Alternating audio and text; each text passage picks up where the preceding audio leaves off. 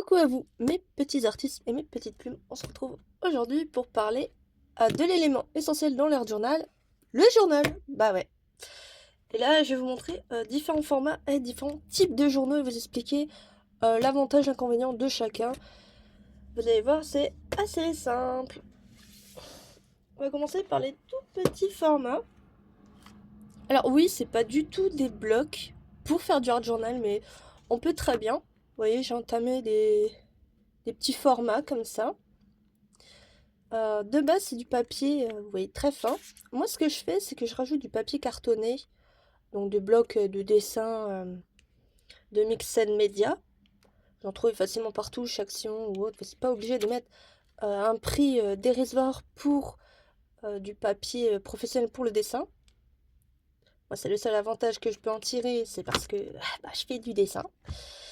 Donc, ces petits formats, c'est très pratique, dans le sens, vous voyez, c'est très simple à compléter.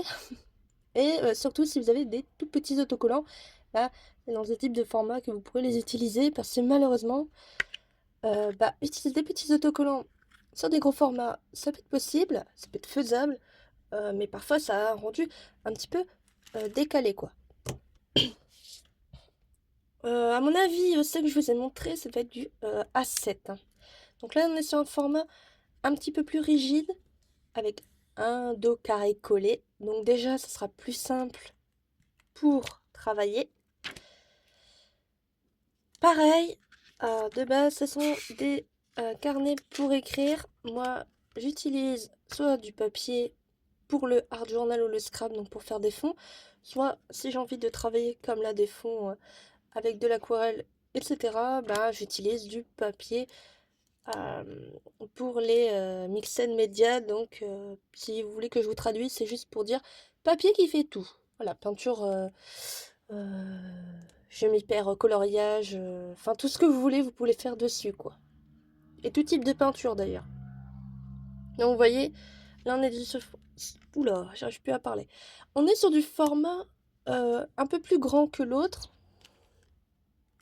Moi je vous recommande de commencer, soit pas sur du tout petit format, ça peut être compliqué, sur du format comme ça. Donc celui-ci de tête, ça doit être du A5, A6 à peu près. Et ce qui est pratique avec ce type de couverture, c'est que vu que c'est rigide, c'est plus simple à travailler que des formats, entre guillemets, plus mous comme les blocs que je vous ai montrés avant. Seul bémol, c'est que c'est une reliure traditionnelle et contrairement au ressort ou au... Je ne trouve plus mes mots. Aux classeurs, aux anneaux, vous retrouvez parfois à inonder votre page d'à côté. Il faut vraiment protéger vos pages arrière et vos pages sur les côtés si vous voulez pas avoir des petits soucis. On va passer à l'autre format. Alors là, on est sur un carnet qui est un peu plus grand, hein. On va du plus petit au plus grand. Donc là, ça doit être du A5, ça doit être du A6, et les autres, ça doit être du A7 ou du A8. Oui, j'ai un peu de mal avec les tailles de format. Donc là, c'est un livre de base pour le dessin. Donc il est déjà, attendez, je vais vous montrer. Voilà, donc c'est déjà du papier très épais, du 300 mg il me semble. Ensuite moi je l'ai recouvert pour justement donner un aspect un petit peu plus art journal. Vous voyez ce que ça donne sur du format un petit peu plus grand. On peut se permettre des choses bien plus étendues, comme des paysages ou autres. Et surtout travailler sur des formats d'images qui sont assez conséquentes. Donc déjà là, il faut déjà combler, il faut déjà trouver comment combler tout ce petit monde. Alors vous voyez, ça peut être avec du washi ou autre. Ce qui est pratique avec leur journal, c'est qu'on peut faire soit des choses extrêmement remplies, soit des choses extrêmement vides. Et ça passe. Et ça passe très bien. Donc vous voyez, moi, la spécificité, c'est que je ne me contente pas d'un seul format et d'un seul journal, je fais un petit peu au feeling. Voilà. Donc vraiment, si vous voulez débuter, prenez soit le format ici ou le format là. Donc soit du A5, du A6. On va passer à du format un peu plus grand. Alors là, c'est vraiment le type de journal, on ne sait plus, qui sont très pratiques. Parce que déjà la couverture, elle est très rigide. Et surtout, il y a des anneaux. Oh, ça c'est le kiff. Donc celui-là, j'ai pas du tout entamé. C'est des carnets qui coûtent un peu plus cher souvent que les formats que je vous ai montrés, donc soit un dos collé, soit si vous prenez des blocs traditionnels. Par contre, l'avantage, c'est vraiment ça, c'est qu'on peut retirer notre page, la travailler de notre côté, et ensuite on la remet, et voilà, c'est plié, c'est calé. Et en plus, on peut réorganiser carrément notre hors journal selon notre guise. Donc vraiment, si vous êtes hyper créative et si vous voulez faire travailler de manière tranquille sans avoir les autres pages à protéger ou autre, je vous recommande ce type de format de carnet. Il existe plusieurs formats possibles. Il y a des tout petits comme des très très grands. Donc vraiment, il y a du choix. Mais le seul bémol, c'est que ça coûte plus cher.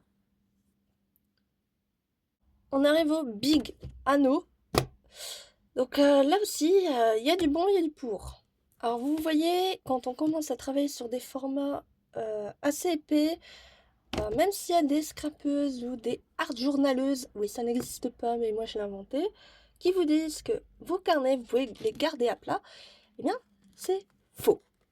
J'ai essayé tout type de papier, tout type de format, tout type de carnet, et malheureusement, à un moment, votre art journal y gondole.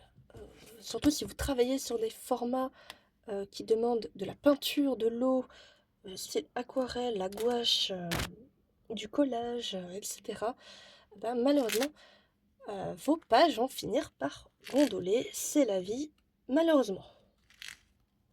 Donc, je vous fais un petit peu le tour. Vous voyez, là, on travaille sur du format qui est quasiment de tête. Ça m'a l'air d'être pratiquement... ça pourrait être du A4. Voilà.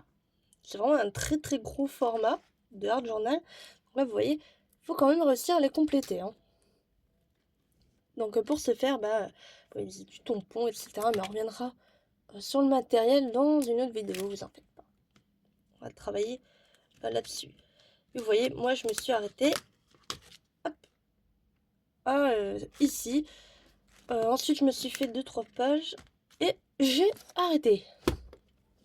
Alors, le point positif des anneaux, c'est qu'on peut faire ceci.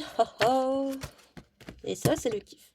Par contre, seul problème, contrairement à celui d'avant, c'est que on peut pas prendre notre page à part. Donc, malheureusement, vous avez soit cette possibilité donc, de le mettre ainsi, soit si vous avez un bureau assez grand, vous voyez, vous mettez votre page ici, vous travaillez, et vous avez quand même la partie là qui peut vous gêner. Mais bon, c'est le seul inconvénient entre guillemets. Et on a un format un petit peu plus grand. Donc là, c'est plutôt digne du A3. Donc là, c'est assez conséquent. C'est de la taille d'un album photo. Je l'ai pris à l'envers en plus. Donc là, ça devient assez hard de le compléter, même si vous êtes, entre guillemets, une hard journaleuse aguerrie. Parce qu'il vous faut beaucoup d'éléments. Et on n'a pas toutes 3000 éléments chez soi. Donc vous voyez, ça peut être parfois un peu galère de les compléter sans trop en faire. Moi, c'est souvent mon problème. Vous voyez, c'est la dernière page que j'ai fait logiquement. Oui, c'est ça. Donc, je pense que la prochaine fois, on fera ces 2 pages ensemble. Et voilà. Problème de colle. Enfin bref. On reviendra là-dessus sur une prochaine vidéo. Je vous parlerai de tout le matériel que moi j'utilise, ou le matériel en général que vous pouvez acheter, vous procurer pour commencer tranquillement dans leur journal sans vous ruiner. Et puis, n'hésitez pas à me dire quel format vous préférez. Moi, personnellement, mes coups de cœur, c'est le format spirale et le format classeur. Ça, c'est plus simple à utiliser.